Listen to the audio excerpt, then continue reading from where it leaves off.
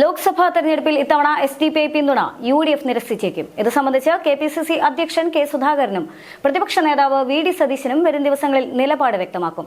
SDPI പിന്തുണ BJPയും LDFും ആയുധമാക്കിയ പശ്ചാത്തലത്തിലാണ് നീക്കം. തങ്ങളോട് കൂടിയാലോചിക്കാതെ ഏകപക്ഷീയമായാണ് SDPI നിലപാട് വ്യക്തമാക്കിയതെന്നാണ് കോൺഗ്രസ് നേതാക്കൾ പറയുന്നത്. നിലവിൽ സംസ്ഥാനത്ത് UDFന് അനുകൂല സാഹചര്യമാണ് ഉള്ളതെന്നും ഇപ്പോഴത്തെ വിവാദങ്ങൾ തിരിച്ചടിക്ക് കാരണമാകുമെന്നും നേതൃത്വം വിലയിരുത്തുന്നു. ഈ സാഹചര്യത്തിൽ കഴിഞ്ഞ ദിവസം വയനാട്ടിൽ രാഹുൽ ഗാന്ധിയുടെ പത്രിക സമർപ്പണത്തിനെത്തിയപ്പോൾ പ്രതിപക്ഷ നേതാവ് VD Satheesan, AICC general secretary Ramesh Chennithala, UDF convener MM Hassan, Muslim League അഖിലേന്ത്യാ ജനറൽ സെക്രട്ടറി PK കുഞ്ഞാലിക്കുട്ടി തുടങ്ങിയവർ കൂടിയാലോചന നടത്തിയിരുന്നു. SDPI പോലുള്ള സംഘടനകളുടെ പിന്തുണ സ്വീകരിക്കുന്നത് സാഹചര്യം പ്രതികൂലമാക്കുമെന്ന് തന്നെയാണ് നേതാക്കൾ ചൂണ്ടിക്കാട്ടിയത്. വ്യക്തികളെന്ന നിലയ്ക്ക് വോട്ട് ചെയ്യുന്നതിന് പ്രശ്നമില്ല, മറിച്ച് സംഘടനയുടെ പിന്തുണ വേണ്ട എന്ന് പരസ്യമായി പ്രഖ്യാപിക്കാനാണ് UDFിൽ ഇപ്പോഴത്തെ ആലോചന.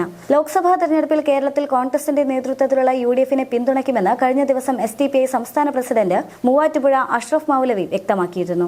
ഇത്തവണ മത്സരത്തിനില്ല എന്നും വർത്തമാന ഇന്ത്യൻ സാഹചര്യം വിലയിരുത്തിയാണ് UDFിനെ പിന്തുണയ്ക്കാനുള്ള തീരുമാനമെന്നും അദ്ദേഹം പറഞ്ഞു. ഇതിന് പിന്നാലെ UDFിനെതിരെ LDFും BJPയും രംഗത്തെത്തിയിരുന്നു. കോൺഗ്രസ് വർഗീയ പ്രീണനമാണ് നടത്തുന്നതെന്നതിന്റെ തെളിവാണ് ഇത് എന്നായിരുന്നു LDFിന്റെ വിമർശനം. അതേസമയം പിന്തുണ സ്വീകരിച്ചതോടെ കോൺഗ്രസ് അവരുടെ നിലപാട് അംഗീകരിച്ചു എന്നതിന്റെ തെളിവാണ് ഇതെന്നായിരുന്നു BJP തുറന്നടിച്ചത്. കർണാടക ലോക്സഭാ തെരഞ്ഞെടുപ്പ് പ്രചരണത്തിലടക്കം BJP ഈ വിഷയം കോൺഗ്രസിനെതിരെ ആയുധമാക്കിയിരുന്നു.